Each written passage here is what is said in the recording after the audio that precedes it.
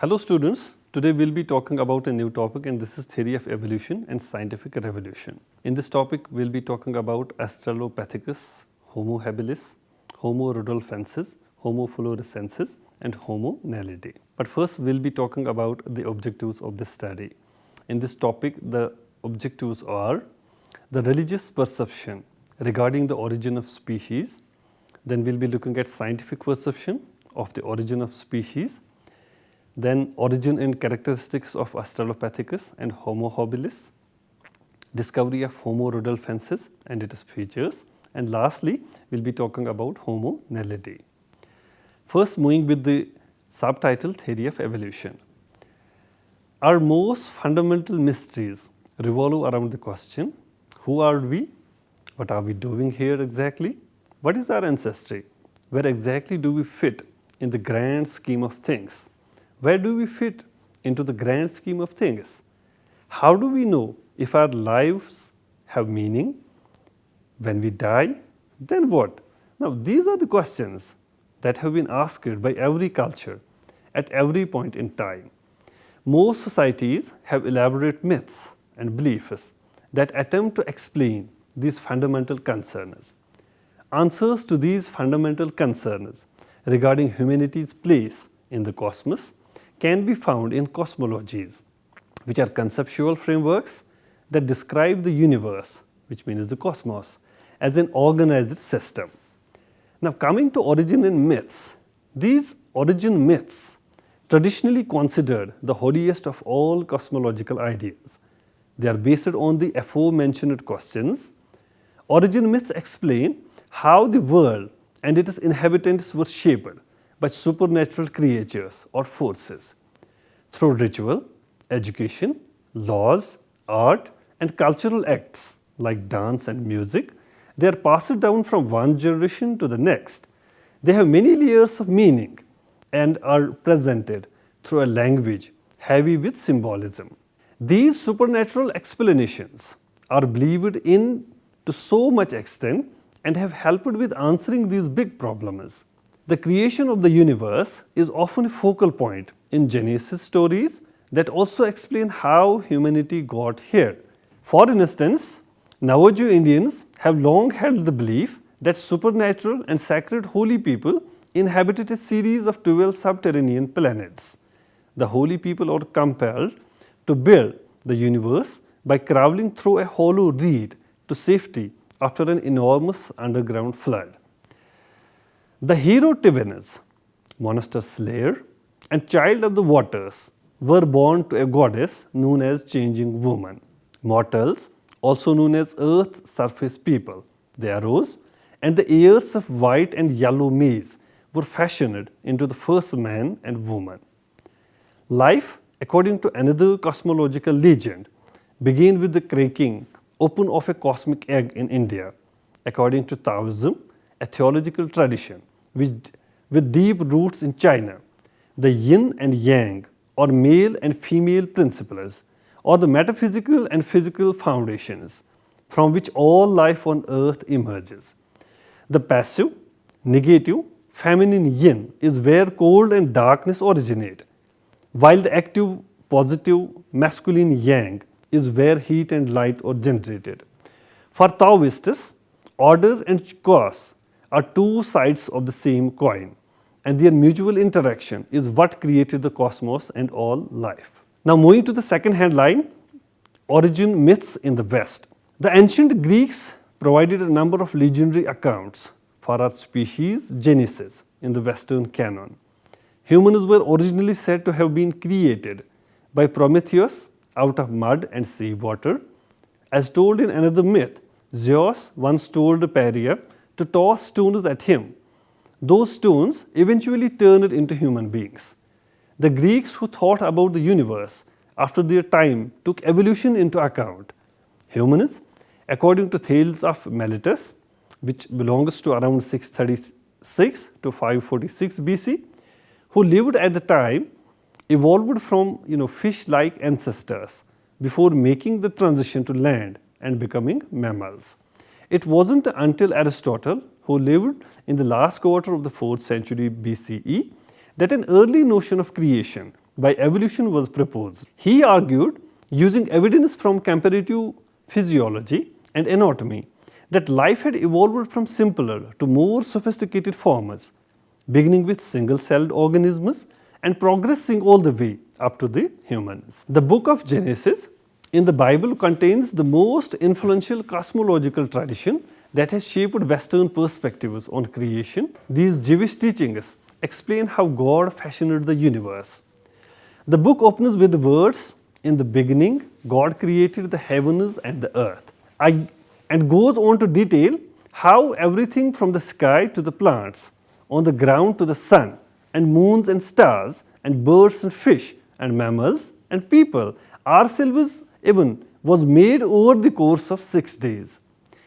Yahweh is identified as the deity who formed Adam from the primordial substance known as dust and placed him in the paradise of Eden in the book of Genesis. Adam gives all the animals and birds their names. Eve is made from one of Adam's ribs. Eventually, Yahweh finds out that Adam and Eve broke his rules and ate from the tree of knowledge of good and evil, as told in the ancient Hebrew myth. With Yahweh's command, Adam and Eve are banished from the Garden of Eden. Humans have disobeyed God's rules for decades upon generations. God, in an act of punishment, causes a worldwide flood to wipe out everyone and everything except for Noah and his family, the direct descendants of Adam and Eve. The people of Noah lowered 2 of each species of animal onto the ark they have constructed as God instructed them. On the ark, Noah and his family and all the creatures of the world survived the deluge. Ultimately, Noah's offspring procreate with other humans across the globe. Eventually, when the Judeo-Christian culture spread across Europe, the cosmology described in the Bible took center stage. It was the Judeo-Christian perspective of creation that gave pre-Renaissance Europeans their only framework for making sense of the world. The biblical text encouraged a certain conception of time, one that was linear, non-repetitive, and unique, beginning with the divine creation. These occurrences were recorded in the Bible, thus no one thought too far back into the prehistoric times. Some theologians held this idea, and thus they tried to determine the exact age of the earth using data from the Bible, such as the number of years between births and deaths and the number of generations. Irish Archbishop James Ussher performed one of the more well-known of these estimates. Ussher determined that the Big Bang occurred somewhere in 4004 BCE by counting the years between biblical events. Bishop Ussher concluded that the earth was roughly 6,000 years old only.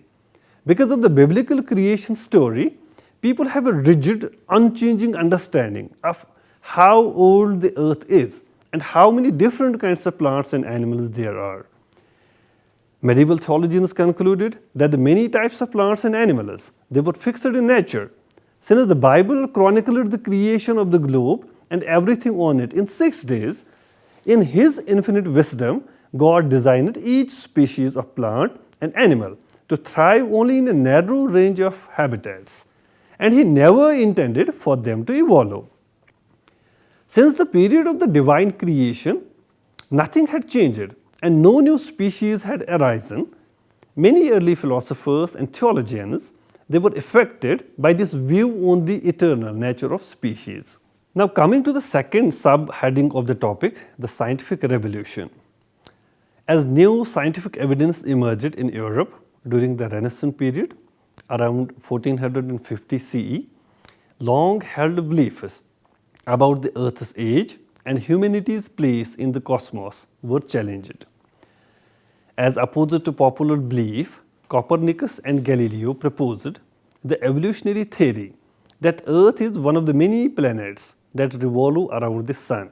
As this concept gained popularity, it disabused people of the notion that Earth and humanity constituted the center of the universe. As a result of this cosmological paradigm shift, people started to see humans in a very different light in relation to the rest of nature. As research in the field of geology progressed, researchers were able to significantly increase their estimates of how old the earth is. Discoveries in astronomy, biology, chemistry, mathematics and other fields similarly influenced the development of Western philosophy.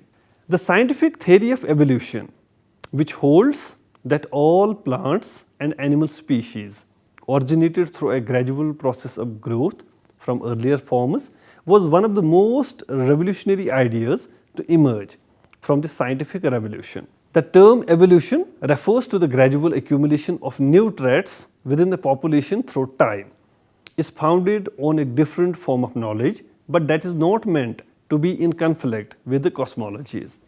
The divine or supernatural forces invoked in cosmological theories are by definition beyond the scope of human observation. Faith is the basis for our asset to and confidence in them.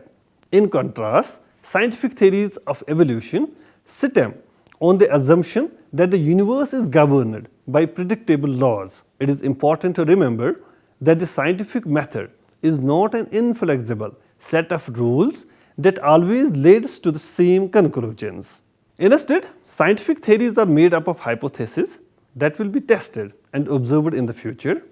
Multiple branches of science, including geology, paleontology, archaeology and biology, have provided empirical evidence that supports the hypothesis of evolution. Now coming to the Darwin, Wallace and natural selection. Charles Robert Darwin, who lived in the 19th century, and Alfred Russel Wallace, who also was in the 19th century, were British naturalists of the 19th century who were profoundly impacted by the scientific revolution. They changed people's ideas about where species came from because of their meticulous studies and the mechanism they discovered for evolutionary change. Darwin and Wallace, both inspired by the diversity of life and the ways in which organisms adapt to their surroundings, independently formulated the central tenets of this theory of evolution.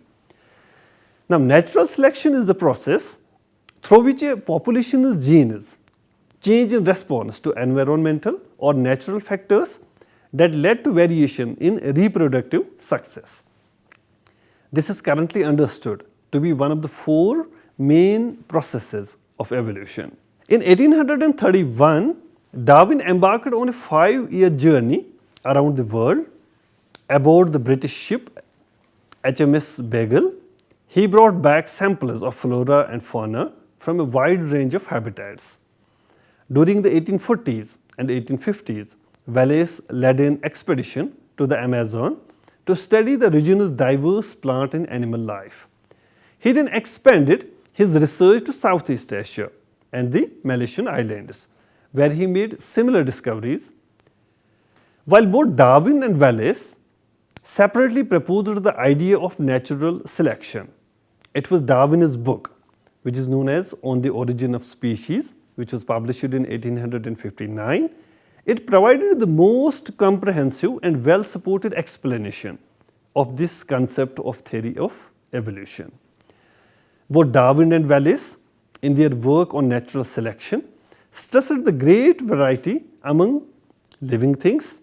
They put this information together with the findings of English clergyman and political economist Thomas Malthus from the 19th century, whose concentration was on population growth. Malthus worried about the expanding populations and the impact of scarce resources like food on society. Both Darwin and Wallace saw the existence of analogous forces in the natural world. It is commonly accepted that living things have a propensity to create more offspring than can successfully mate and raise their own kids. A small fraction of the thousands of tadpoles that emerge from their eggs will survive to adulthood. In a similar vein, just a fraction of maple tree seeds actually develop into new trees. In light of this truth, Darwin and Wallace understood that natural selection would play a role in determining which organisms persisted, which things would be most important in determining their fate. Natural selection relies on intraspecific variation and successful reproduction. According to Darwin and Wallace's reasoning, some members of a species might be predisposed to survival due to innate advantages. Some plant seeds may generate more offspring than others of the same species, and some frogs in a given group may be better able to hide from predators because of their camouflaged coloring. Some species are more likely to produce and pass on beneficial features to their young because they possess these properties. Darwin coined the phrase natural selection to describe how certain qualities are preserved while others are lost due to the pressures of their environment. It is through this process, which has occurred many times over millions of years, that species change or develops. Now, coming to the actual genus of humans, we'll first be discussing about Australopithecus. In Africa, archaeologists have unearthed voluminous fossil evidence for at least 6 distinct Australopithecine species. Because it was initially discovered in South Africa, the name Australopithecus translates to southern ape. Australopithecus afarensis is the name given to the earliest and most complete member of this genus, which was discovered in the Afar area of Ethiopia. In 1974, an international group of paleoanthropologists led by Donald Johanson from the United States and France made the discovery. To most people, the most famous member of the A.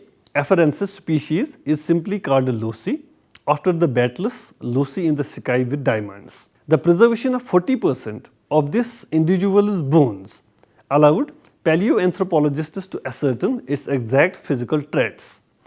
Compared to modern humans, Lucy, a female Australopithecus, had a relatively tiny cranium, skull, at 440 cubic centimeters, suggesting a smaller brain and larger teeth. Lucy's skull bones are similar to those of current chimpanzees, but the rest of her body betrays the traits of a bipedal species who also engaged in considerable climbing. Lucy was just 3 feet 5 inches or so tall and weighed about 75 pounds. The age of Lucy is determined to be 3.2 million years ago. Additional fossils of Australopithecus afarensis, like skulls, have been unearthed.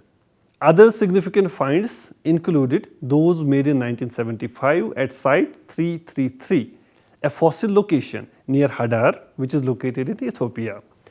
A large number of hominid bones were discovered by Johanson and his team spread across a slope. Researchers painstakingly pieced together 13 individuals, including adults and infants, whose anatomy was similar to that of Lucy. The Malapa hominid has been estimated to have lived 1.97 million years ago by experts.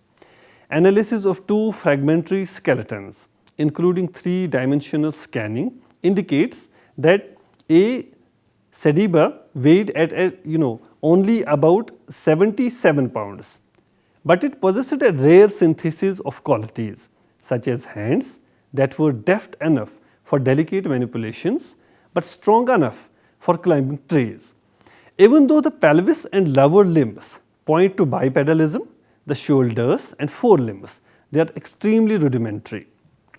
Therefore, A. sediba is one of the species that developed between A. afarensis and the Homo lineage. Now, coming to the second species, which is known as Homo habilis. This is one of the oldest Homo species, sometimes known as the handy or adept or fit man, due to the crude stone tools discovered with its remains. It is estimated that habilis lived in East Africa between 2 and 1.6 million years ago. Males averaged around 5 feet in height, while girls were somewhat shorter. The Leakey's groundbreaking discovery of this species has sparked heated debate ever since. However, not everyone agrees with the Leakeys that this skeleton is an ancestor of the other Homo species that followed and of modern humans. Some call it an Australopithecine instead. Its teeth are substantially larger than those of modern humans, but smaller than those of A. africensis, and its face has a tiny forehead and a sloping profile. Nonetheless, it has a lot of characteristics with early Australopithecines, given its similarities to other species and its relatively small brain. Some have questioned whether or not this one belongs in our genus. Reclassifications include some habilis specimens as Homo rudolfensis and some as Homo ergaster. This species brain size is somewhere between 500 and 800 cc, putting it in the same ballpark as Australopithecines and Homo erectus. An increase over Australopithecines is visible in the average brain size, which is 650 cc. Compared to Australopithecines, its skull has a more rounded top. Broca's region is a bump on the left hemisphere of the brain that has developed in modern humans, according to data from at least one brain cast. Which is to say, the brain of this animal was starting to look like a modern human brain, and speech-related regions, they were only starting to develop. Habilis is able to move around on two legs effectively despite its rather long arms. Few details about its existence or intelligence have been uncovered, but its bones frequently turn up alongside those of stone tool makers. Below are examples of stone tools that have been attributed to this species: older one stone flakes and primitive hand axes. They were likely made on demand to butcher even huge animals. All you need is a stone with a fracture line which creates a sharp cutting surface.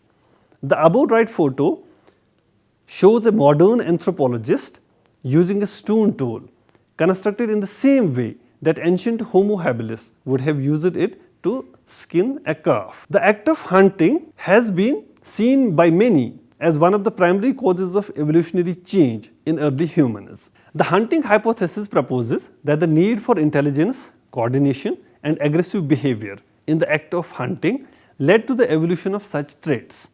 Can we assume that Homo habilis hunted big game and fared well against the lions, leopards, and hyenas of Africa?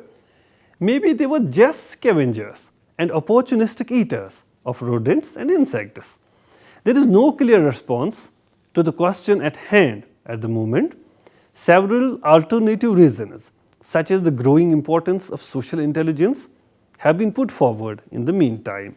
Now, coming to another species, it is Homo rudolfensis, a hominid species called Homo rudolfensis, lived in East Africa around 2 million years ago during the early Pleistocene epoch. There are no specimens of Homo rudolfensis that can be positively identified as skeletal remains. So, therefore, its generic classification and validity are hotly contested without any widespread agreement, with some suggesting that the species belong to the genus Australopithecus, as Australopithecus rudolfensis, or Kenyanthropus as Kenyanthropus rudolfensis, or that it is synonymous with the contemporarily and anatomically similar Homo habilis. Males of Homo rudolfensis are significantly larger than females, which is one way in which they can be recognized from Homo habilis.